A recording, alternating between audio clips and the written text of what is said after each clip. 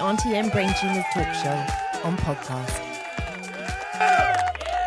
Hi, my name is Imogen and I was married to Wayne, and he died of glioblastoma brain tumour in May 24. Wayne was 47. We'd been together since I was 15 and he was 16. We got married in 2002, so 22 years married. And we have four amazing children together. And he was a wonderful man, husband, father, friend. He was super talented. He was a guitarist in a local band and he loved playing music. He was a self-employed electrician, had a really successful business.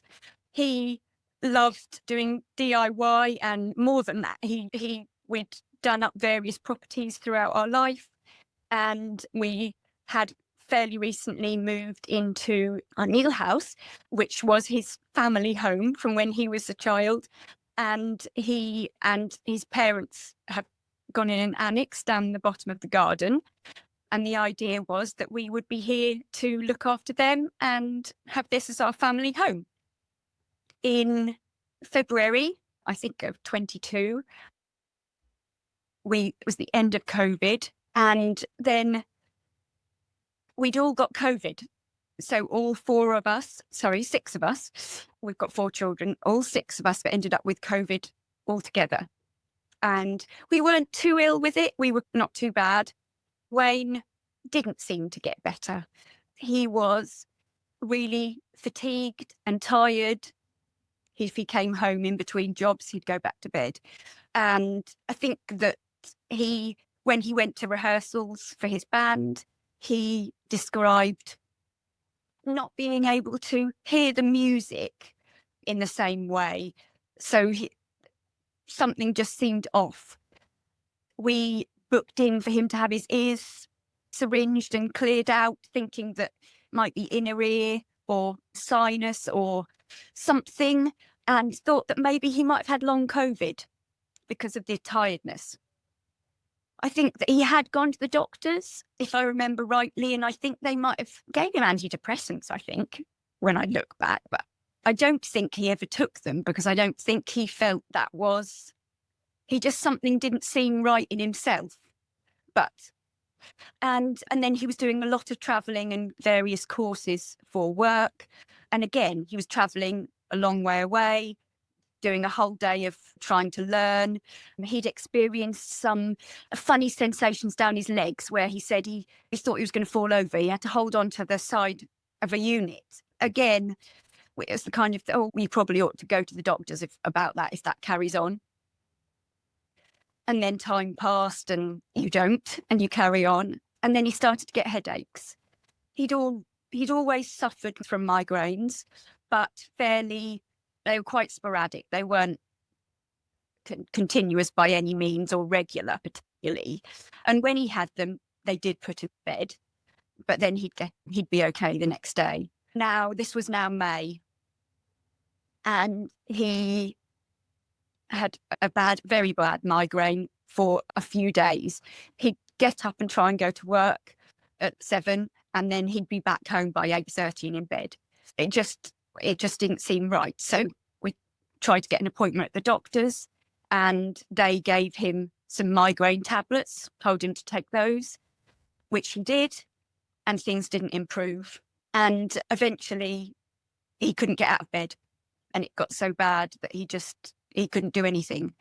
And I remember going on the school run, and it's just literally across the road from us.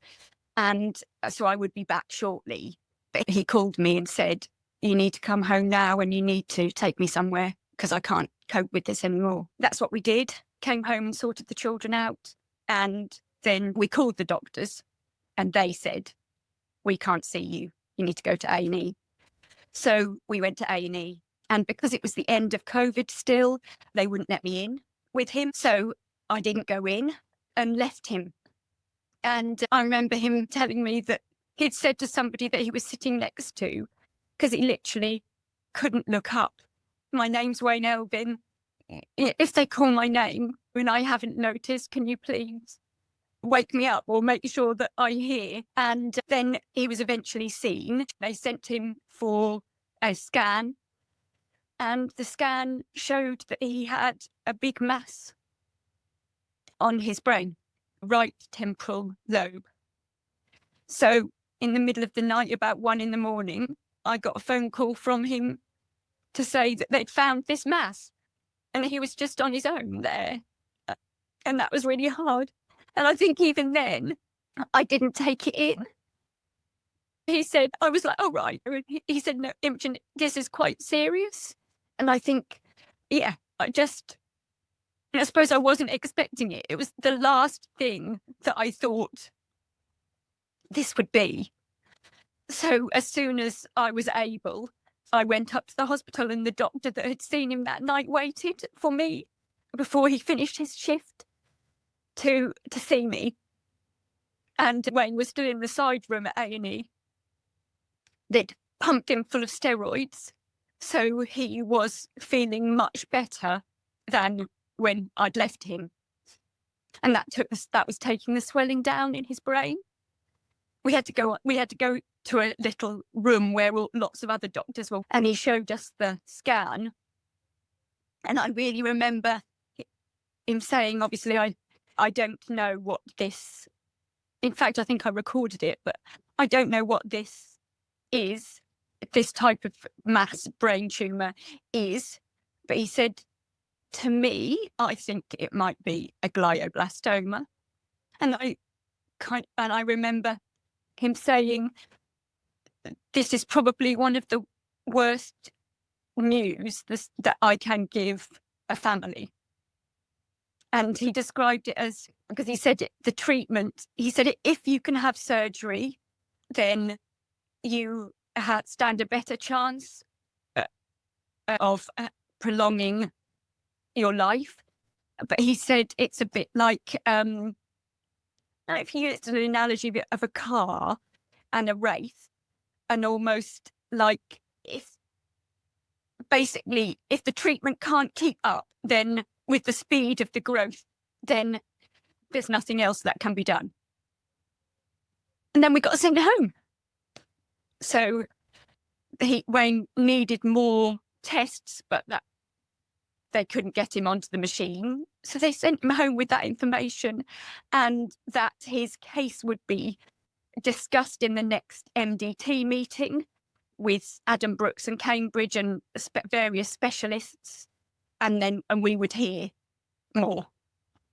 And I think that was one of the major the hardest things, really, because you go to hospital, obviously he's unwell, but you don't know what the issue is. And then you're given this massive, shocking news, but you're just sent home. And you feel like you're in complete limbo, and you haven't really got anybody to contact, or that was just a doctor in A&E. You haven't got anyone looking after your case, or you don't know who is looking after your case at that point, and what you're supposed to do with that information.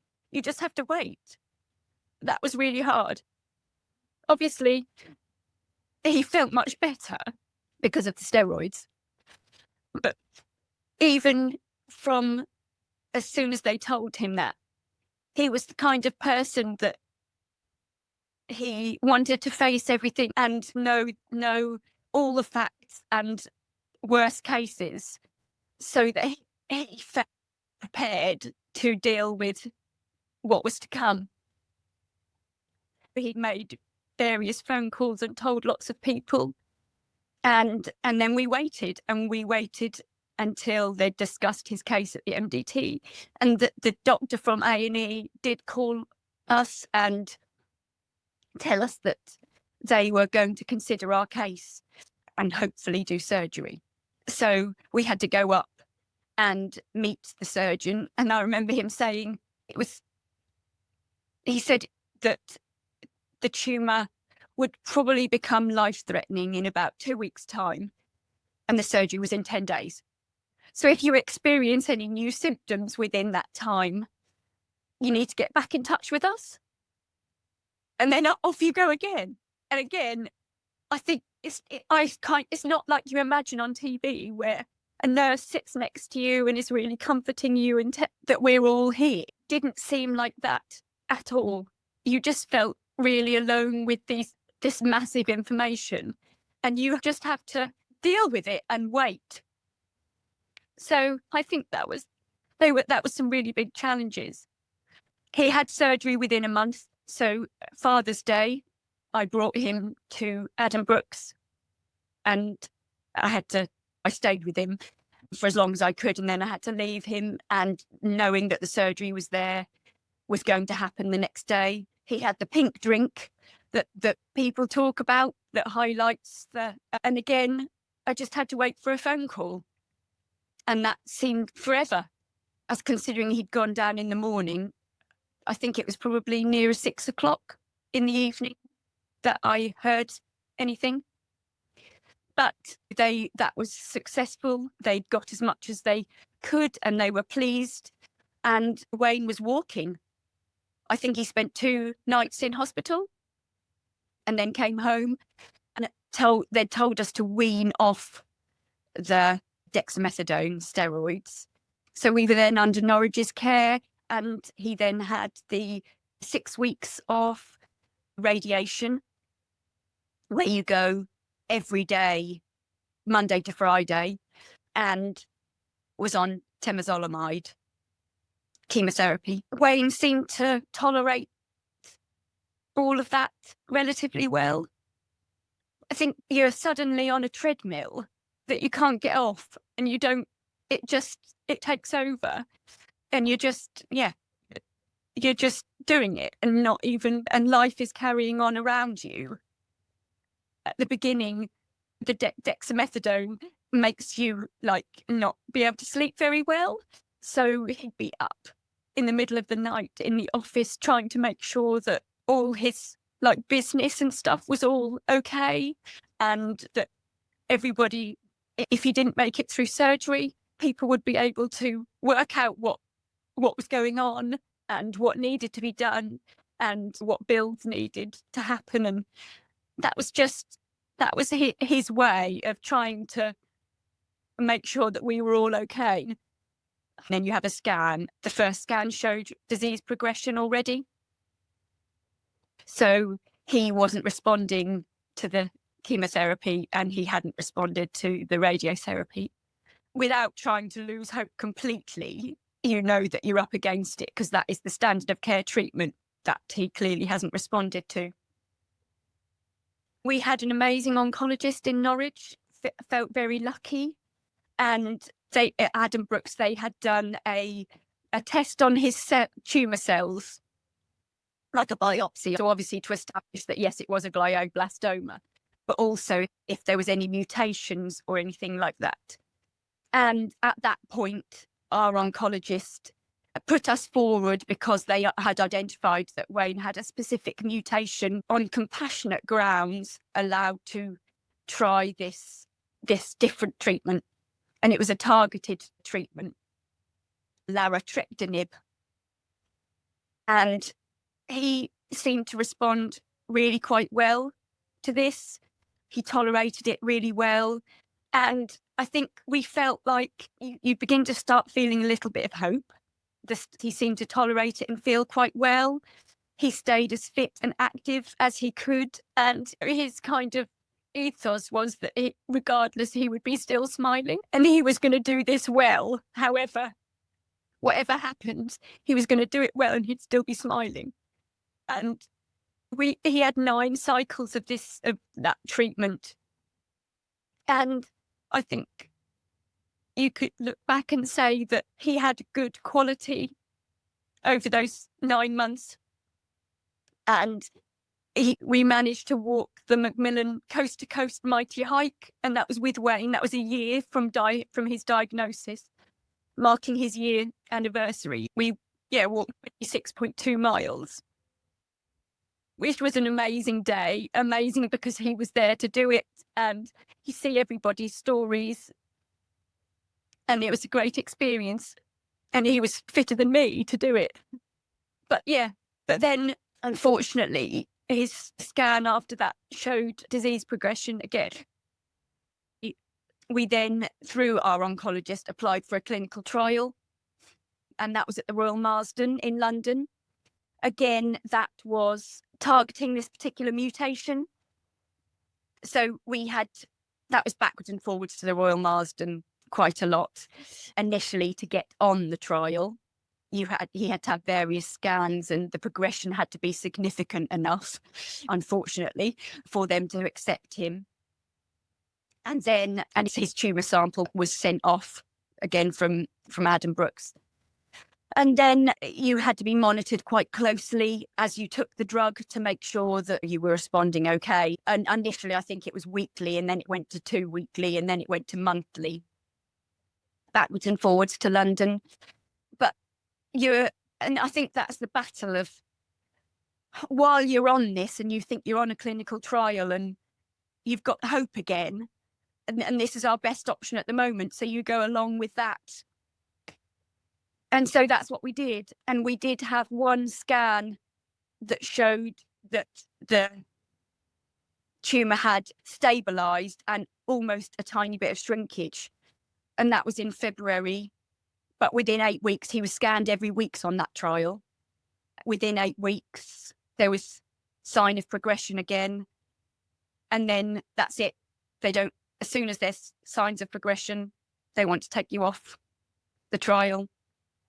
And ultimately, we pushed for them to wean him off rather than go Turkey because of how poorly he'd got transitioning from previous drugs, from the previous drug to the trial drug. And so they said that they would try and taper it, but he wasn't even off treatment a week by the time he died. Unfortunately, he declined so quickly. I think that although you're prepared for it, you aren't prepared for it. So we'd done all that walking and he was great. He stayed, our amazing Wayne, throughout all of it. And so positive, and wanted to make it as easy for everybody else to go through as he could. He wrote all the children cards, which was just heartbreaking to watch him do. And he planned his funeral to the music that he wanted, that he could listen to, because music was such a massive part of him and his life. And yeah, he was just an incredible person, and he's left a massive Wayne-shaped hole in all our lives.